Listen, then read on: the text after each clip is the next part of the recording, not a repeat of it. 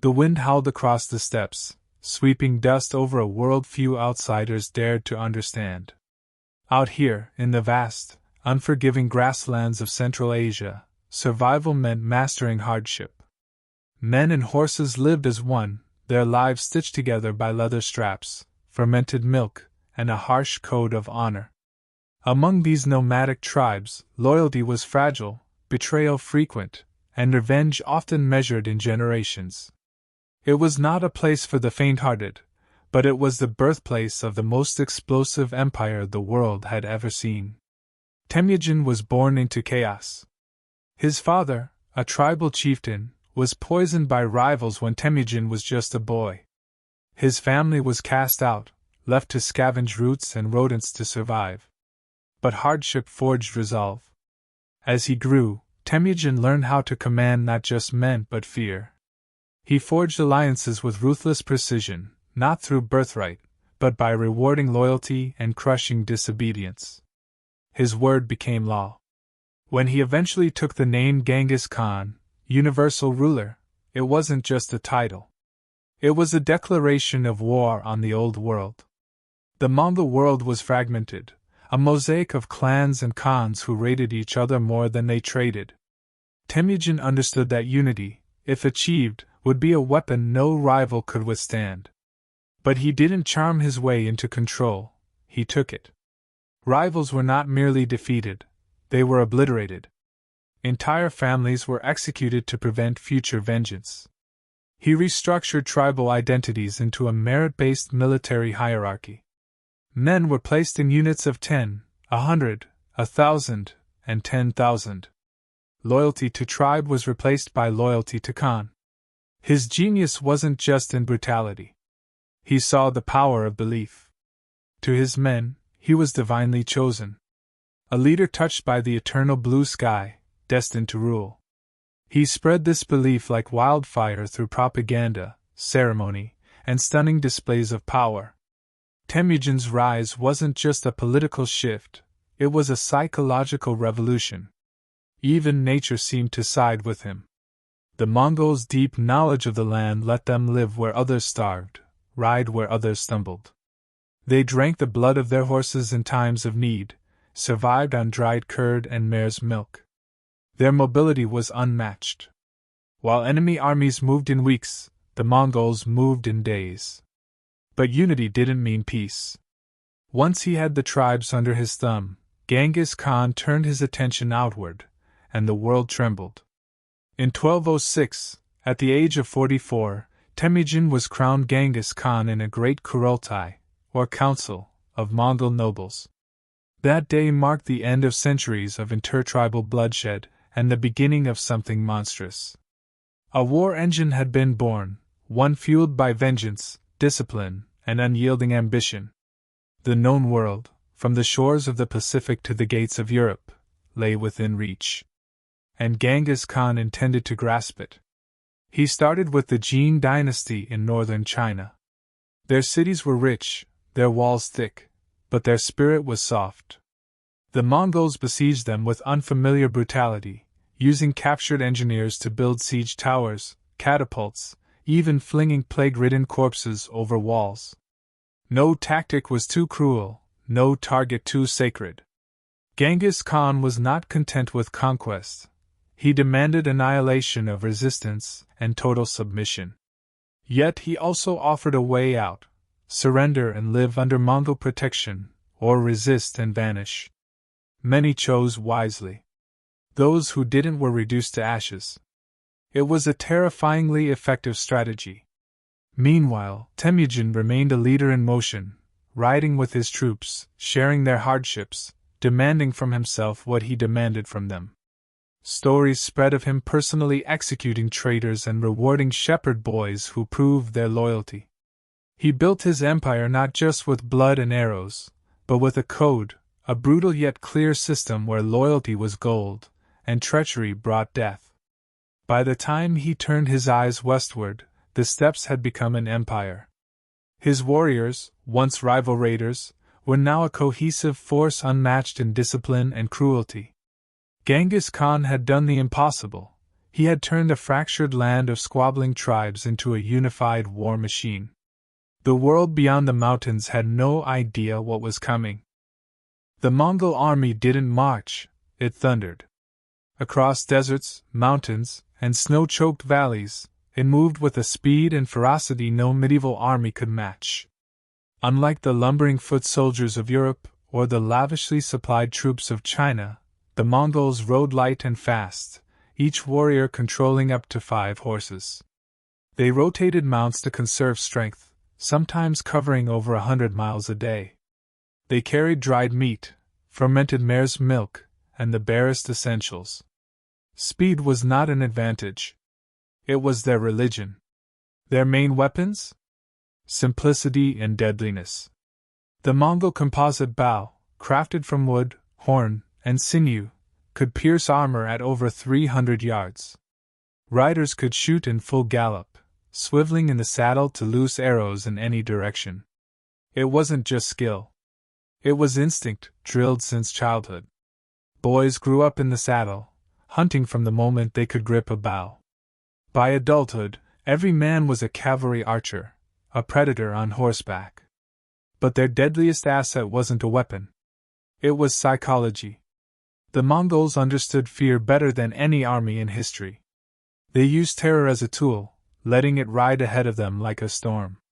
When a city resisted, they didn't just sack it, they destroyed it so completely that neighboring cities would surrender without a fight. Survivors were sometimes left intentionally, to carry stories of horror. Resist, and you'll see your streets run with blood. Submit, and you'll live. It worked. Again and again.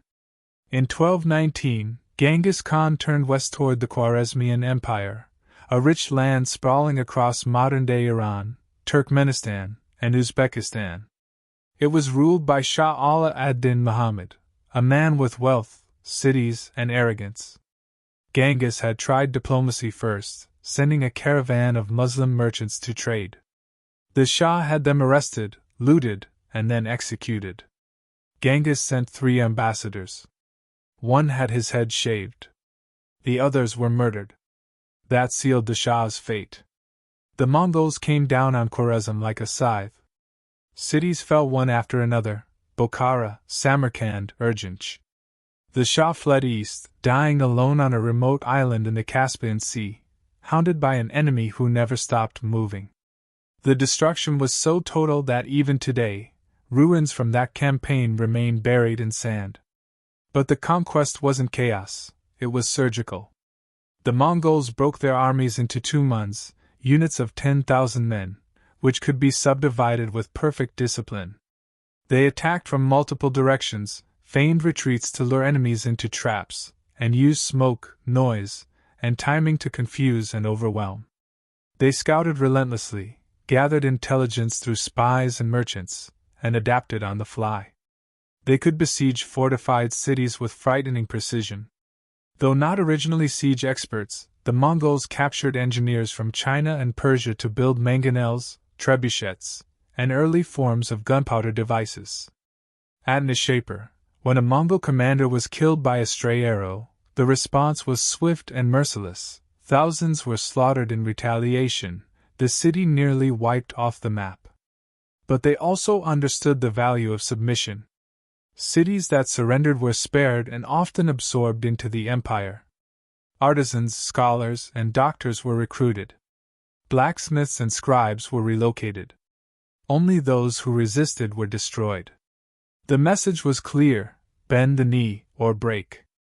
At the center of all this was Genghis Khan, not a distant emperor, but a man in the field.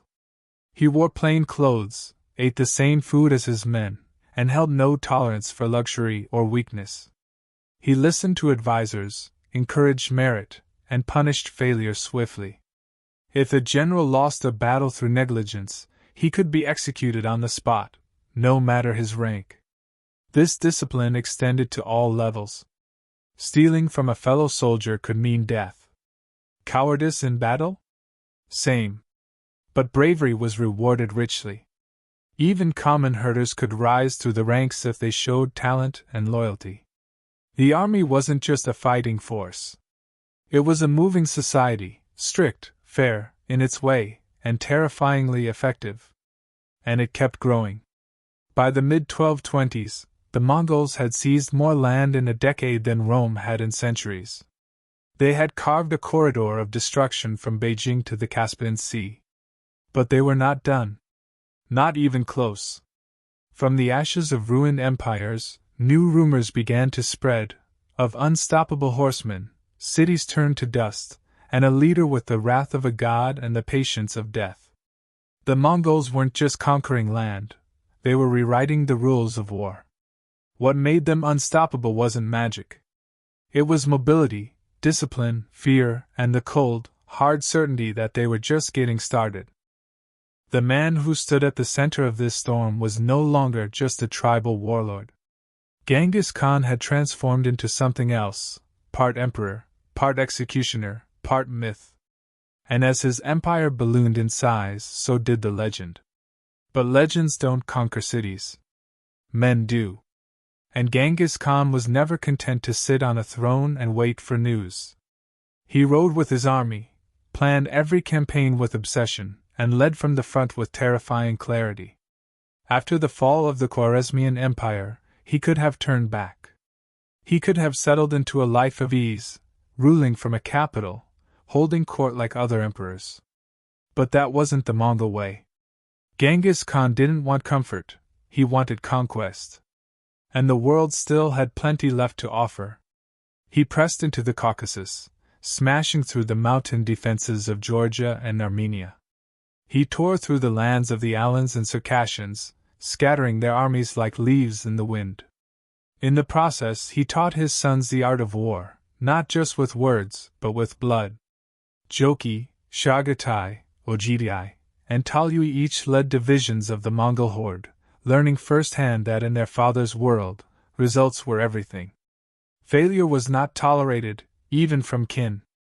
But Genghis wasn't just a warrior. He was a strategist in the broadest sense. After conquering territory, he didn't just leave a smoking ruin behind. He organized. He appointed governors, often local ones willing to swear loyalty. He set up relay stations, waypoints, and postal routes that allowed orders and messages to travel faster than any other empire on Earth. A system of wooden markers called peza allowed messengers and officials to requisition fresh horses and supplies as they traveled, like medieval VIP passes. Even as the war machine pushed forward, Genghis made time to rewrite laws. In 1225, he codified the Yasa, a secretive set of rules that governed everything from theft and adultery to battlefield conduct and religious tolerance. It was brutal, yes, but it brought order to a sprawling, diverse empire.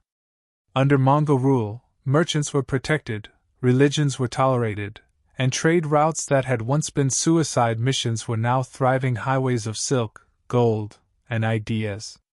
Back in the east, the campaign against the western Xia and Jin dynasties had resumed. Genghis Khan couldn't tolerate unfinished business. The Jin, though weakened, still held rich cities and symbolic power. He returned to northern China with fury, laying siege to Zhongdu, modern-day Beijing, once more. The city fell. Fires raged. The Mongols took what they wanted, and left little behind. But the western Xia, a stubborn kingdom to the west, had made a fatal mistake. After submitting once, they dared to break their oath. To Genghis Khan, betrayal was the one sin that could not be forgiven. In 1226, he launched what would be his final campaign, a brutal, systematic extermination of the Xia kingdom. He burned cities, slaughtered populations, and razed cultural centers. The message was loud and clear: submit, stay loyal, or be erased from history. By now, Genghis was in his 60s. Old by Mongol standards, worn by countless campaigns, but still sharper than the blades his blacksmiths forged. During the siege of Yinchuan, the Xia capital, Genghis fell from his horse, some say fatally injured, others suggest disease. The truth is murky, wrapped in myth and silence. But by 1227, he was dead. The empire paused, but only for a moment. His body was returned to Mongolia, buried in a secret location. Legends claim the burial party killed anyone they met on the journey to keep the site hidden. Some say thousands of horses were run over the grave to flatten the earth. No monument. No tomb. Just the wind, the steppe, and the memory of a man who had bent the world to his will. His last orders were chillingly simple. Continue the conquest. The Mongol war machine had no brakes. His sons and generals had learned well. The empire would grow even larger after his death. But make no mistake, everything they achieved flowed from the vision, violence, and sheer audacity of one man, Genghis Khan. He had taken a fractured wilderness and turned it into a force of nature. From the Pacific Ocean to the Caspian Sea, his name evoked awe and terror. Kings had fled, cities had burned, and entire civilizations had been reshaped. And yet, somehow, the story of Mongol expansion was only halfway done. Because what came next would make even Genghis's conquests look like the opening act. The Khan was gone. But the storm he had unleashed was still roaring across the world. The death of Genghis Khan might have ended most empires, but not this one. His successors weren't squabbling amateurs. They had been forged on horseback, raised in the crucible of war, and groomed for leadership with the same cold precision their father used to train horses. The empire he left behind was no fragile construct. It was a living beast, fueled by loyalty, fear, and opportunity, and it was hungry for more. Leadership passed to Ogidi, the third son. Not the oldest, but the most even-tempered and politically skilled. Genghis had chosen well. Ogidi didn't waste time with mourning. Within a year, he resumed the warpath, expanding the empire in all directions with a calm, bureaucratic efficiency that masked his devastating ambition. To the east, the Song dynasty in southern China became the next target. Rich, populous, and sophisticated, the Song believed their natural defenses, the Yangtze River, deep forests, and massive cities, would hold. But they hadn't faced the full might of a Mongol army honed by years of conquest. The Mongols adapted once again, using conscripted Chinese engineers and Persian siegecraft to launch wave after wave of assaults. Fortresses fell. The Song would resist for decades, but their doom had already been written. To the west, an even more ambitious campaign unfolded, the invasion of Europe. In 1236, a vast Mongol force led by Batu Khan, Genghis's grandson, and the brilliant general Subutai crossed the Volga River into Russian principalities. The Russian cities, divided and uncoordinated, fell like dominoes. Ryazan was obliterated. Moscow was razed. Kiev, once a shining city of churches and scholars, was reduced to rubble. The Mongols didn't just conquer, they erased and rebuilt in their image. Then came Hungary and Poland. At the Battle of Mohi in 1241, Mongol forces crushed the Hungarian army with devastating precision. They feigned retreat, drew the Europeans into a trap, and encircled them. The result was catastrophic. At the same time, another force overwhelmed the Poles at Legnica, decapitating European resistance. The road to Western Europe lay open. Paris and Vienna trembled. But then, suddenly, the Mongols stopped. Ogidi had died. And when a great Khan died, all senior princes were required to return to Mongolia to elect a new ruler. Just like that, the invasion of Europe ended, not from defeat, but from duty. It was a brief, eerie reprieve for the West. Had Ogidi lived another year, history may have taken a darker turn. Back in Asia, Mongol influence continued to surge. Kublai Khan, another grandson of Genghis, turned his sights on China and eventually completed what his ancestors had started. In 1271, he declared the founding of the Yuan dynasty, becoming the first non-Han emperor to rule all of China. He moved the capital to what is now Beijing, transforming it into the political heart of a Mongol-Chinese hybrid empire. Elsewhere, the Ilkhanate formed in Persia under Hulagu Khan. His most infamous act? The siege and destruction of Baghdad in 1258. The city, once the jewel of the Islamic world, home to scholars, libraries, and poets, was sacked with horrifying finality. The Tigris River was said to run black with ink and red with blood. The Abbasid Caliphate, a centuries-old pillar of the Muslim world, was extinguished in days. Further to the northeast, the Chagatai Khanate held Central Asia, while the Golden Horde dominated the Russian steppes. Each Khanate operated semi-independently but paid homage, at least symbolically, to the Great Khan in Mongolia. The empire, now fractured into powerful sibling states, still controlled trade, diplomacy, and war across a third of the globe. And trade flourished like never before. With the Mongols controlling nearly every major route between east and west, the Silk Road became more than a legend, it became a lifeline. Goods, ideas, and people moved faster and more safely under Mongol protection. Paper, gunpowder, porcelain, spices, textiles, and even technologies like printing and compasses traveled thousands of miles. It wasn't just silk and spices. Alongside traders came envoys, missionaries, and even adventurers like Marco Polo, who journeyed to the court of Kublai Khan. His tales, real or exaggerated, would later inspire European explorers and reshape Western views of Asia. But the Mongol legacy wasn't universally admired. In lands they conquered, memories of slaughter and tyranny endured. Entire generations grew up among ruins, their cultures disrupted or destroyed. To some, the Mongols were visionaries who brought unity to a fractured world. To others, they were horsemen of the apocalypse. The truth was both, and more. What made the empire truly extraordinary was not just its size, but its reach. By the end of the 13th century, the Mongols controlled more territory than any contiguous empire in history. From the Pacific shores to the gates of Vienna, they dictated the terms of trade, diplomacy, and war. But even at its peak, cracks had begun to form. The Khanates, once bound by blood and common cause, grew jealous and suspicious. Cultural differences, religious tensions, and personal ambitions began to pull the empire apart. It hadn't collapsed, yet, but the unity Genghis had fought so hard to forge was under siege from within. Still, for now, the Mongols stood unmatched. Not just as conquerors, but as kings, emperors, and gods in the eyes of many. They had ridden out of the steppe with bows and horses, and ended up ruling half the known world. By the mid-13th century, the Mongols had built an empire so vast, it required more than just brute force to keep it from tearing at the seams.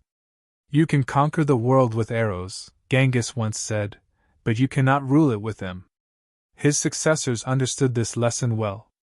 What made the Mongol Empire not just the biggest, but one of the most resilient in history, wasn't only fear.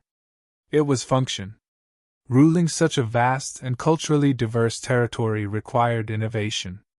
The Mongols weren't known for writing books or building great monuments, but they were unmatched in what they built across invisible lines: communication, administration, and rule of law. These were the threads that held their empire together. Take the the Mongol postal relay system. It stretched across thousands of miles, a highway of horses, way stations, and messengers. Riders could travel up to 200 miles in a single day by switching horses at fresh posts, which were placed every 20 to 30 miles. It was faster than anything Europe or the Islamic world had ever seen. Orders from the Great Khan could reach far-flung provinces in days rather than weeks or months. This system also facilitated trade. Merchants were given special passports, gerage, that allowed them safe passage through the empire. Bandits? Dealt with swiftly. Trade routes that had once been riddled with danger were now patrolled and protected. It wasn't charity, it was good business. The Mongols taxed trade and grew rich from it, creating an early version of globalization that linked markets across continents. Religious freedom was another unexpected cornerstone. Unlike many empires that imposed a single belief system, the Mongols let people worship freely, as long as they paid taxes and didn't rebel. Buddhism, Islam, Christianity, and local folk religions all coexisted under Mongol rule. They even employed clerics and scholars from various religions as advisors and interpreters. This wasn't because the Mongols were particularly tolerant in a modern sense. They simply saw religion as a tool for control. By respecting the beliefs of conquered peoples, they reduced the chance of rebellion. In fact, the great Khans were known to consult Buddhist monks, Islamic imams, Nestorian Christian bishops, and even shamans before making major decisions. The divine, in all its forms, became just another advisory committee. Meritocracy also played a crucial role. A herdsman could rise to become a general. A foreign engineer could become a governor. While bloodlines mattered, competence mattered more. Genghis himself had risen from nothing, and he didn't forget that. He trusted ability over pedigree, and his sons carried this principle forward, at least in the early years. This meant that Mongol governance wasn't just a parade of princely appointments, but often a collection of the best minds they could find, no matter their origin. Even justice had its place. The Yasa, though shrouded in mystery, established harsh but clear legal codes. Theft, betrayal, and disobedience were punished ruthlessly. But travelers under Mongol protection could walk from one end of the empire to the other carrying gold, relatively unmolested. That kind of order, while backed by terror, was still order. And the Mongols had a long memory. They didn't just crush enemies, they learned from them. They absorbed Persian accounting, Chinese bureaucracy, Islamic medicine, and Russian metalwork. They took the best parts of every civilization they touched and folded them into their own system. Their empire wasn't a blank slate, it was a patchwork quilt, stitched together by conquest, yes, but also by curiosity. Some of the most unexpected contributions came in the sciences and arts. Under Mongol patronage, astronomy flourished in Samarkand. Translations flowed from one language to another. Mongol courts included scholars from Baghdad, inventors from China, and artists from Byzantium. Even culinary traditions crossed borders, blending spices and methods in unexpected ways.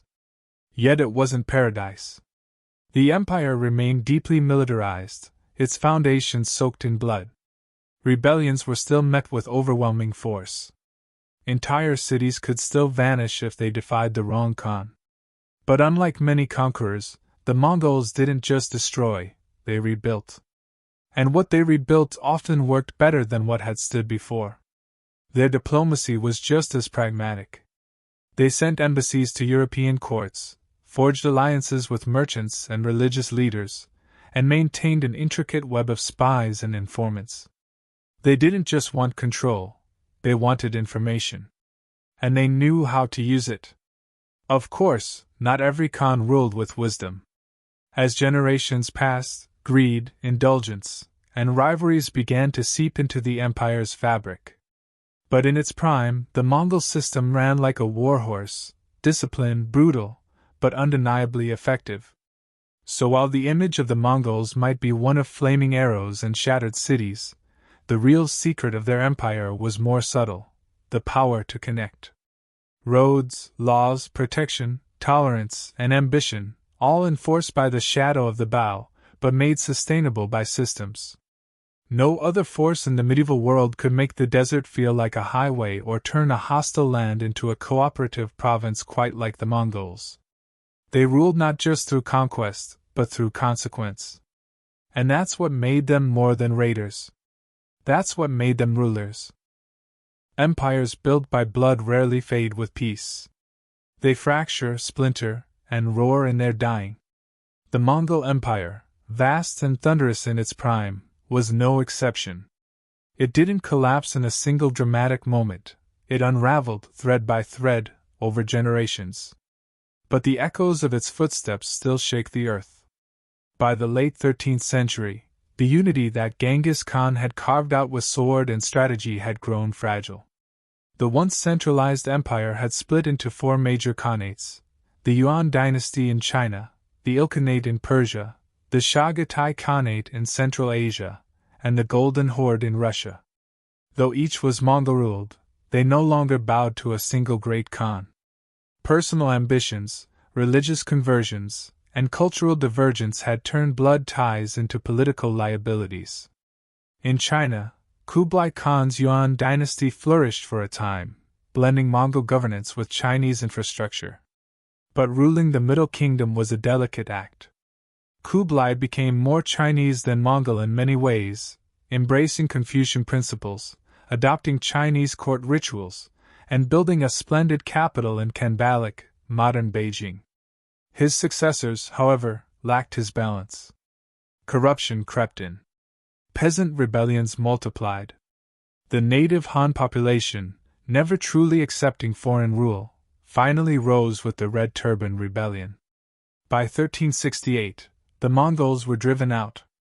The Ming dynasty was born. The Yuan dynasty vanished like a mist, and the Mongols retreated to the steppe. In Persia, the Ilkhanate faced its own demise. Economic troubles, dynastic chaos, and the devastating impact of the Black Death unraveled its stability. After the death of Abu Sa'id Khan in 1335, the Ilkhanate collapsed into a patchwork of warring factions. The region would never again be ruled by Mongols with the same cohesion. Yet Persian culture had already begun absorbing Mongol influences, creating a strange and enduring hybrid of tradition and trauma. The Chagatai Khanate fragmented into eastern and western divisions. Religious divisions worsened the split. Some rulers converted to Islam, others resisted. Constant civil wars turned the once formidable Khanate into a stage for would-be conquerors like Tamerlane, who claimed descent from Genghis Khan and built his own brutal empire on Mongol ruins. Timur never matched the global scope of Genghis's conquests, but his campaigns echoed the old terror, swift, merciless, apocalyptic. The Golden Horde endured the longest. From the icy rivers of Siberia to the edges of Eastern Europe, it ruled a diverse and often rebellious population. Its Mongol elite converted to Islam, adopted local customs, and ruled over Orthodox Christian Russians. But the seeds of decay were already sprouting. The rise of Muscovy, a small Russian principality, would chip away at Mongol dominance. In 1380, at the Battle of Kulikovo, Russian forces scored a symbolic victory over the Horde. Though the Mongols retaliated, the tide had turned. By the late 15th century, Ivan III declared independence, and the Mongol yoke over Russia was broken. Even the environment conspired against them. The Black Death, spread in part by Mongol trade routes and military campaigns, tore through Asia and Europe in the 14th century. Some believe the siege of Kaffa in Crimea helped launch the pandemic westward. Ironically, the same global network the Mongols had created for commerce became a highway for death. Tens of millions perished, peasants, nobles, Khans alike. The empire that had once brought order now carried plague. Yet the Mongols did not disappear. Their descendants ruled smaller khanates, and continued to influence regional politics. In India, the Mongol Empire, founded by Babur, a descendant of both Timur and Genghis, would shape the subcontinent for centuries. Mongol blood flowed through the veins of sultans, generals, and kings long after their banners had been lowered. Their legacy lived on in other ways. The Pax Mongolica, the Mongol peace, had connected continents, cultures, and economies in ways that wouldn't be replicated until the age of exploration. European merchants and monarchs who had trembled before Mongol might now saw opportunity. The memory of Mongol roads and riches would inspire explorers like Columbus, who dreamed of sailing west to reach the court of the great Khan. Even in warfare, the Mongols left a mark. Their emphasis on mobility, discipline, and intelligence would influence military tactics long after their fall. Their organizational systems, the decimal structure of their armies, their strategic use of feigned retreats, their scouting networks, echoed in Napoleonic warfare and even modern command structures. And in memory, they remained giants. For some, symbols of cruelty and destruction, razed cities, massacred populations, scorched earth. For others, pioneers of order, trade, and merit. Few empires have stirred such complex emotions across so many borders. Few have rewritten geography, culture, and power so quickly, and so completely. The Mongol Empire may have fragmented, but it never truly disappeared. It lives in the languages we speak, the borders we draw, and the roads we still follow. It was born on horseback, fed on ambition, and ruled through fear, but its greatest power was always connection. Across time and continents, it forced the world to look at itself differently. And in that shift, it became immortal,